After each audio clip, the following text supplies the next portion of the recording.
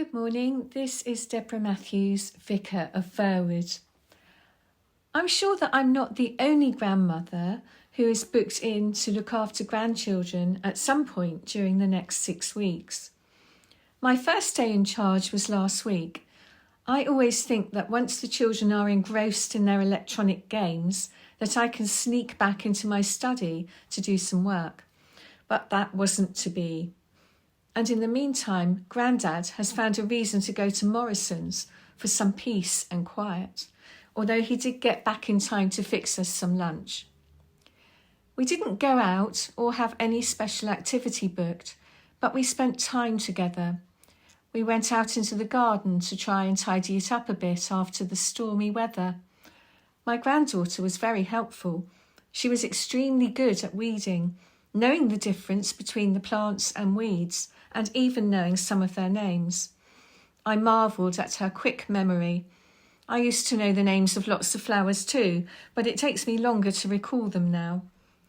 We talked about how important the bees were to the flowers and to us.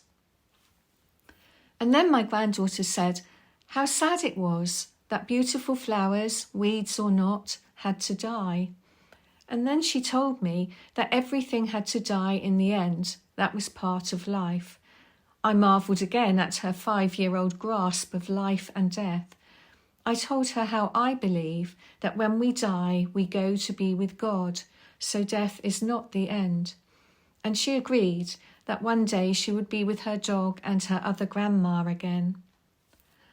After lunch, I was informed that I hadn't been playing enough. Evidently, philosophical conversations while gardening didn't count. So we all went off to play schools, with me being the pupil. My grandson decided to join in as well, with his game in tow. I had to work quite hard to explain that sitting on the floor wasn't my thing. But I discovered through my granddaughter, who was the teacher, all the things that her teacher said to her in class. All the teacher's comments were now addressed to us. It was extremely amusing and informative. My grandson chose a story to read, and that was called In the Beginning. He recognised the story and commented that there was a crafty snake involved in it. But he was rather puzzled as to how just 2 human beings could populate the world. Well, by the time Daddy came in from work, we were all rather tired, but it had been a very special day for me. It reminded me of how insightful children can be, and I was full of thanks for all that we had shared. It made me think about my own childhood and the people I have loved who have died, but who are still with me now, but in a different way.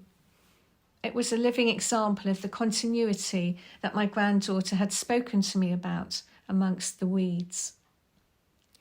And it reminded me of the words written by Coeleth, the teacher.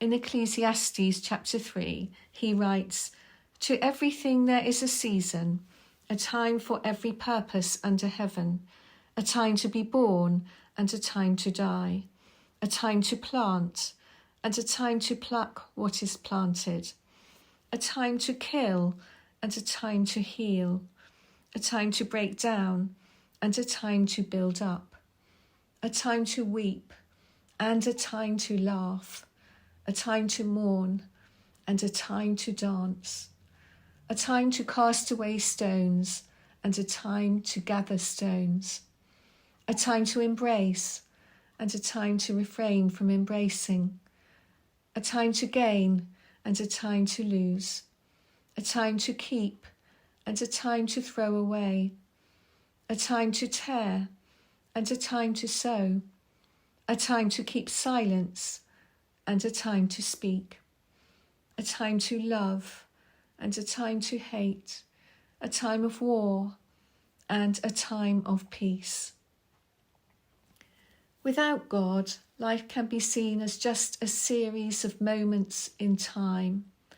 With God, life has meaning and purpose, and He has made everything suitable for its time.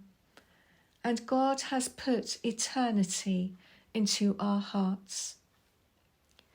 I hope that you will have the chance to see the world through the eyes of a child this summer. Jesus said, "Let the children come to me. It is to such as these that the kingdom of God belongs."